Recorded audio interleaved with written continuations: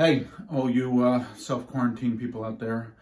Some of you have had bread I've been making for a while and have asked about it. And now that you have a lot of time in your hands and perhaps scant resources, you have been thinking perhaps about making your own bread.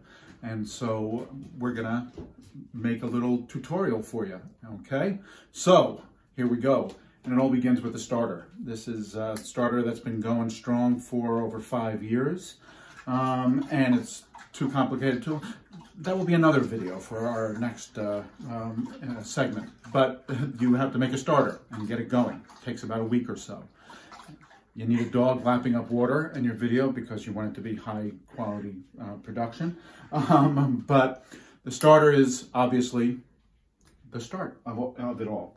And so there's the starter. And I'm going to, full disclosure, I am mostly stealing from this wonderful book, Tartine Bread. I highly recommend it. It's the best. I looked at a lot of different books, websites to get started. They're all too complicated. Okay, I'm going to tend to Stella for a second. Thanks, Stella. Tartine's the best. So that's full disclosure. Now they can't sue me. Go out and buy this book. Anyway, back on the shelf. Okay, so what we're doing now is the first step in the process. This is the night before we're going to bake. And you make what is called a levain. I think I pronounced that correctly. My French is not good. So we're going to make this levain, and it's going to sit out overnight, and then that starts the bread making process tomorrow. Okay, that when you actually, well, it might not even be tomorrow that we bake, but you'll see when we get there. Okay, so starter. This is a 50-50 blend of flour, half white flour, half whole wheat flour. Tartine recommends you make it in bulk, stick it on your shelf, and use it over and over again. I've never been that organized. I usually grab my whole wheat flour, grab my white flour, and mix it together. But in preparation for this video, and to try to look impressive, I've made a 50-50 blend in this bowl. So there that is. Starter, 50-50 blend, and water was somewhere. Here's water. Okay. Now, the other thing you need is a scale. It's the only equipment you really need besides bowls and your hands is a scale. If you don't have a scale, get one. It's really important, preferably one that goes from ounces to kilograms or grams. Welcome to Europe, everybody. Yeah, get a scale. Talk to your local drug dealer if you need to and borrow his scale. Whatever the case may be, but just get a scale. Okay, Chris just flinched when I said that, but whatever, I'm tenured. Okay, so my bowl. I'll be right there. We're back. I found my bowl. I like to use this bowl every time for the levain. Just seems to work well. Put it on your scale. Scales have this wonderful zero feature, so no matter how heavy your bowl is, you hit zero, and lo and behold, it goes to zero so that you can begin the process, okay? Well, I said I use this book, okay? I have a cheat sheet. Just I wrote out the steps, just the measurements, because I never remember. And I refer to this every time. You can see it's a little stained and wrinkled and well worn, as we would say. And you just refer to this for the measurements, okay? Step 1 is what we're doing now. Step 2, tomorrow. And this is also the next step tomorrow. All right, so yeah, we're going to record that tomorrow, chapter 2 or whatever we call it. So anyway, so here is the beginning. We start with, it's actually best to start with the water. We're still on 0 on our scale. The water's supposed to be 80 degrees. I never measure it or take its temperature. You can if you have a candy thermometer or something like that and make sure it's precise. I don't. It seems, I try to feel it. If it's a little more than room temperature, I guess that's 80 degrees. Seems to work. So it can save you, you know. But if you're fastidious, please, by all means, get yourself a candy thermometer and take its temperature.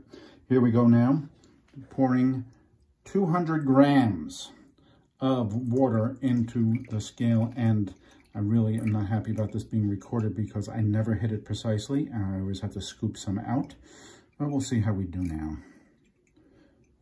Since the scale is on a bit of a delay, you be careful there as you get close. And you see how much heavier water is than flour. See, I went over just slightly. That's okay. I'm going to get a spoon. Okay, so just to get it to 200, there we go. Didn't take much. Oh, wait, a little bit more maybe.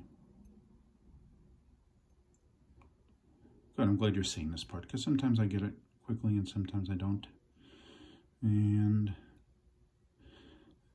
at 200, good. Okay, then calls for a tablespoonful of starter to be added to this.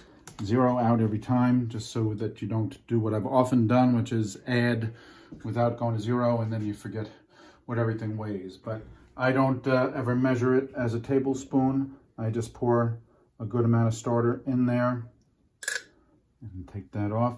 They say the test of a good starter, a really active starter, is if it floats. Mine almost floats. I did not feed this and get it full strength. You could keep doing it and feeding it. And again, you have to read about the feeding part. But again, this seems to work for me when I'm making my bread. So I'm going to leave that as it is. I think that's enough. And what you do is disperse that into the water. That's enough. Okay, 0 out again. We're back to 0 because the next thing you need to do is add 200 grams of this 50-50 flour blend, okay? Whole wheat and white. It's nice to have a scoop like this, but anything will work, of course. And you add, we're going to 200. And again, see how we do. I'll show you a little trick here. I pile it here so that if I need to remove, it's all still dry and I can remove some, because again, I never get it precisely right. 197 and 201, there you go. I went a little bit over. At 200, okay. So, we're basically done for tonight. I'm gonna take this off the scale, turn it off, and blend it together.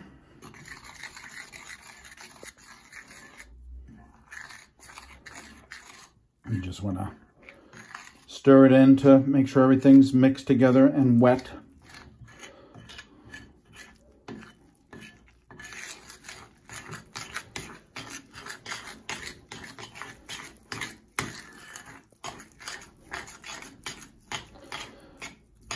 You know, you do it enough and you learn the consistency, okay, and what it's supposed to feel like.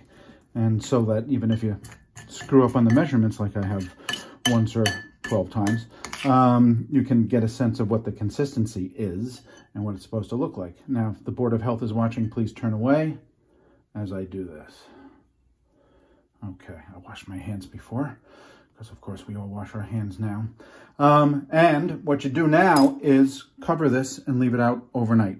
Cover it with a dish towel, clean dish towel.